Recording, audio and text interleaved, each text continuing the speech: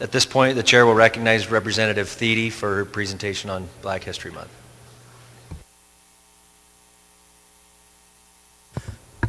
Good morning, ladies and gentlemen of the House. You know, today I picked someone who kind of filled many different roles in her life. One of the major things that she has written is it's a book called Rooted in the Earth, Reclaiming the African American Environmental Heritage. I found this very interesting, and she ties theology with Mother Earth, and so that excited me, and I tell you why.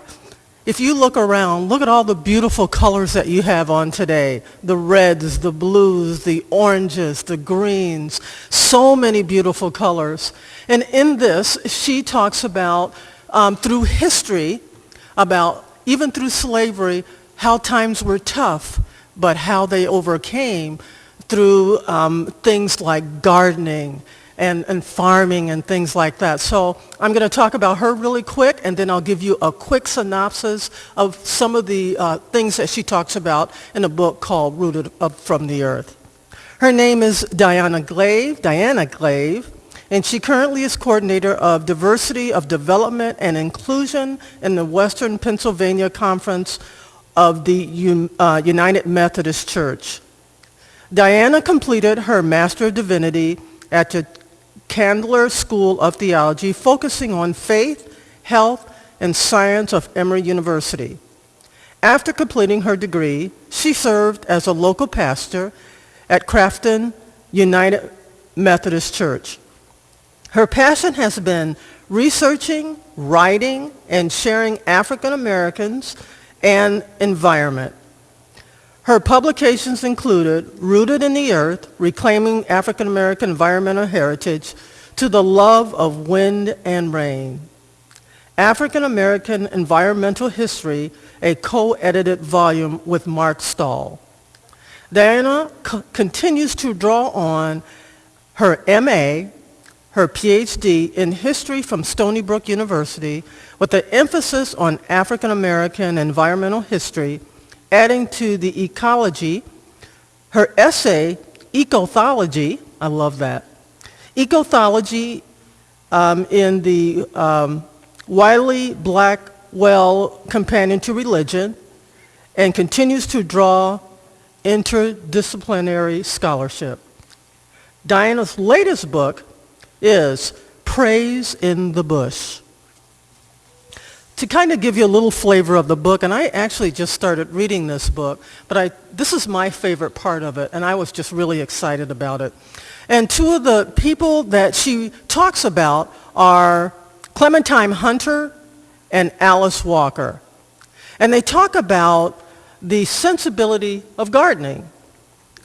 And you wouldn't think this would take on such a huge issue, but it does.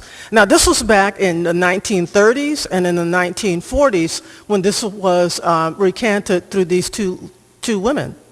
And here's what they remember about the gardens that their mothers had put together. I remember people coming to my mother's yard to be given cuttings from flowers. I hear again the praise showered on her because whatever rocky soil she landed on, she turned it into a garden.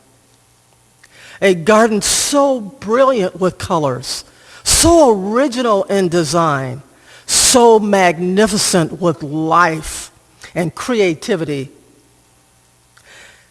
that to this day, people drive by our house in Georgia, perfect strangers and imperfect strangers, and ask to stand or to walk among my mother's art. I notice that it is only when my mother is working in her flowers that she is radiant, almost to the point of being invisible, except as a creator, her hand in her eye. She's evolved in work in her soul, and it has to be that way. Ordering the universe in the image of her personal conception of beauty. 16 African American women practice gardening through conservation techniques, including transplanting, diversification, and fertilizing. They dug up woodland flowers to improve their cabins, and transplanted azaleas, wild roses, honeysuckle, dogwoods in their yards. Many African Americans grew up in the South in the mid-20th century, can recall their mother's gardens vividly. In Alabama, Oni Lee Logan, a midwife, reminisced this. We had 3 gardens: string beans, butter beans, okra, turnip, English peas, sweet potatoes, Irish potatoes, everything. Tomatoes, 3 or 4 different kinds of squash. Love, care, and share. That's what we did. We had it, and my daddy and my mother, they shared with ones that didn't have it. Mother would send a piece, and then she would share. I love this lady because she brings so many practical things to our society. To bring together what is naturally already here is absolutely fantastic. So today, I introduce you to Diana Glave, if you haven't heard about her, and look more into her book, Rooted in the Earth. Thank you.